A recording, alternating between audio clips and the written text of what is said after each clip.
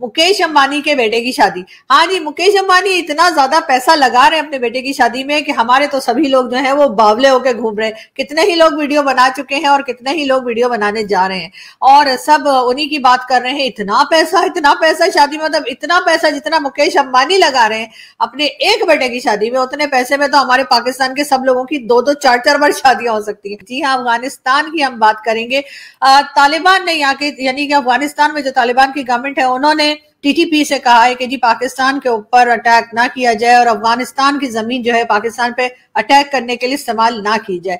ये कहना है जी तालिबान का। और साथ ही साथ आप देखते हैं कि टीटीपी वाले यानी कि तहरीक तालिबान पाकिस्तान उनकी बात कहां तक मानते हैं। क्या वाकई में वो अटैक बंद कर देंगे? क्या वाकई में पाकिस्तान की बॉर्डर पे जो अफगानिस्तान के साथ एक ना खत्म होने वाला सिलसिला लड़ाई का चल रहा है, क्या वो रुक पाएगा?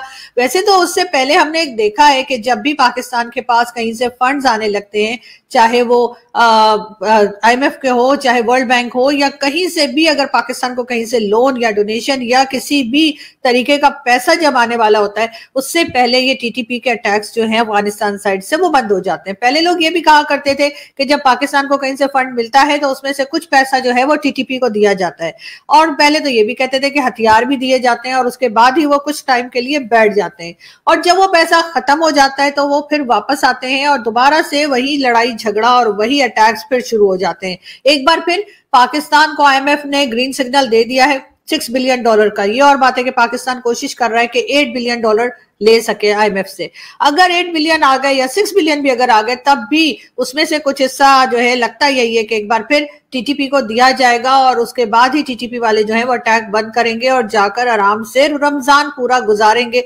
अगला अटैक होगा ईद के बाद।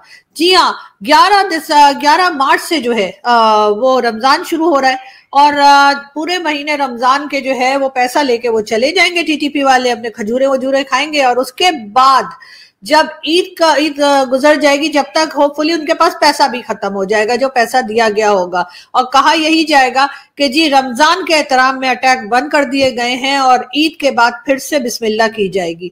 यानी कि सब लोगों को मामू बनाने का ठेका लेके रखा है टीटीपी ने भी और पाकिस्तान ने भी। तो अब पाकिस्तान के पास आ जाएगा पैसा IMF का, उसमें से कुछ पैसे जो है वो दे दिए जाएंगे टीटीपी को। उसके साथ ही जो है अनाउंस कर दिया जाएगा टीटीपी की तरफ से कि जी हमने पूरे रमजान क्योंकि रोजे रखने हैं और हमने बहुत इबादत करनी है, तो इसलिए अब हम लोगों की जानें नहीं लेंगे और अब हम फिलहाल अटैक करने बंद करेंगे। उसके बाद ये कहानी दोबारा से वहीं से शुरू होगी जहां से रुकी थी, यानी कि वो एक महीना में जो रमजान का गुजरेगा और ईद के बाद तक जो पैसा या दिया गया होगा, जो डील हुई होगी टीटीपी के साथ, वो हो जाएगी खत्म और उसके साथ ही अटैक हो जाएंगे दोबारा से शुरू। और ये सिलसिला कब तक चलेगा, कब जाके खत्म होगा, कब इसका कोई सोल्यूशन निकलेगा, इस बारे में ना तो तालिबान सोच रहे हैं और ना ही पाकिस्तान की गवर्नमेंट या पाकिस्तान की स्टैब्लिशमेंट सोच रही है। हर एक को यही सूट करता है कि थोड़ा बहुत झड़प वहां पे चलती रहे और हर वक्त जो है टीटीपी और पाकिस्तान के बीच में टेंशन बनी रहे, ताकि पब्लिक जो है उसका पूरा का पूरा कंसंट्रेशन जो है वो उधर ही रहे कि जी देखो पाकिस्तान तो बड़े खतरे में है, वहां से टीटीपी अटैक कर रहा है और कभी भी पूरे में जो है तालिबान जो है वो आके कब्जा कर सकते हैं। दूसरी तरफ हमारा जो बाकी दुनिया का मीडिया है वो भी इसी बात को लेके चलता है कि देखें जी इनके दरमियान इतनी टेंशन है और ये तालिबान जो है ये तो मारगला की पहाड़ियों तक आने वाले हैं। जी हाँ, ये बात भी की जाती है, बार बार बताया जाता है कि इस्लामाबाद में जो मारगला की पहाड़ियां हैं, जी हाँ, वहां तक जो है तालिबान आने की धमकी दे रहे हैं। और ये सुनकर यकीनन जितने लोग इस्लामाबाद में रहते हैं, मुझ समेत, हम सबको जो है वो होश उड़ जाते हैं और कहते हैं पता नहीं क्या होने जा रहा है। और इस तरह से हमारे लोग जो के करप्शन कर रहे हैं, जिनसे मुल्क नहीं चल रहा, जिनसे कोई प्रॉब्लम सॉल्व नहीं हो रहा, उनके जो है वो वाह हो जाती है उनकी, और उनके लिए जो है वो पार्टी टाइम शुरू हो जाता है। इसलिए कि पब्लिक तो सब उधर देख रही है, इनको तो कोई देखना ही बंद कर देते हैं लोग कि आखिर ये कर क्या रहे। और यही करते करते ये सब लोग, सारी निकम्मी गवर्नमेंट और जितनी गवर्नमेंट्स आती है सबकी सब इसी तरीके से आती है और बिना कोई काम किए, बगैर कोई इश्यू सॉल्व किए अपना टाइम पूरा करते हैं। कई कई बड़ी बड़ी गाड़ियां लेते हैं, उसमें घूमते फिरते हैं, फॉरेन ट्रिप्स लगाते हैं, पैसा उड़ाते हैं और करप्शन करते हैं और उसके बाद टाटा बाय बाय हो जाते हैं और पिछली गवर्नमेंट्स को बुरा भला कहते कहते निकल जाते हैं। फिर जो नई गवर्नमेंट आती है वो वही काम शुरू करती है जो पिछली गवर्नमेंट करके गई होती है। यानी कि जैसे कहते हैं ना दुनिया गोल है, तो बस उसी तरीके से पाकिस्तान की भी दुनिया गोल है और हर बार घूम फिर कर वही बात शुरू होती है।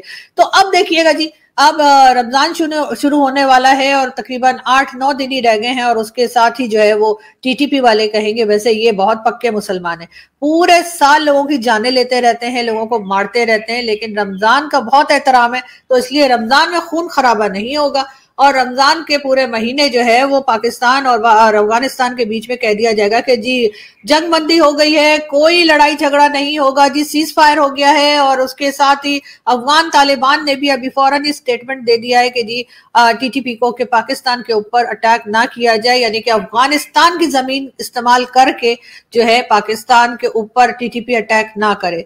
बहरहाल ये इस तरह के स्टेटमेंट पहले भी आते रहे हैं और हमने देखे भी हैं और अब वो चूरन कोई खाने को तैयार भी नहीं है। बात मैंने आपको बता दी है, रमजान आ रहा है और रमजान से पहले इनका एकदम से ईमान जाग जाता है और ये लोग जो है इस किस्म के काम बंद कर देते हैं और रमजान के जाने के बाद ईमान फिर सो जाएगा और फिर उठकर ये लोग अटैक शुरू कर देंगे, जब तक तो वो पैसा भी शायद खत्म हो गया होगा जो इन्होंने लिया होगा। पाकिस्तान ने चुनाव में धांधली को लेकर अमेरिका की तरफ से की गई जांच की मांग को खारिज कर दिया है। पाकिस्तान के विदेश मंत्रालय की प्रवक्ता मुमताज जहरा बलोच ने कहा, कोई भी देश हमें किसी भी मामले में आदेश नहीं दे सकता है। पाकिस्तान एक आजाद देश है, हमारे आंतरिक मामलों में फैसला लेने का अधिकार सिर्फ हमारा है।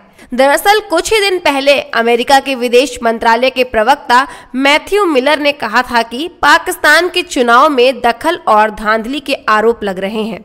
देश को कानून के आधार पर पूरे मामलों की जांच करानी चाहिए। हम चाहते हैं कि यह जांच जल्द पूरी की जाए। इसके अलावा अमेरिका के 33 सांसदों ने भी राष्ट्रपति बाइडेन को खत लिखकर पाकिस्तान की नई सरकार को मान्यता न देने की अपील की है। सांसदों के मुताबिक पाकिस्तान में 8 फरवरी को हुए चुनाव में बड़े पैमाने पर धांधली हुई है। जब तक इसकी निष्पक्ष जांच नहीं हो जाती तब तक नई सरकार को मान्यता न दी जाए।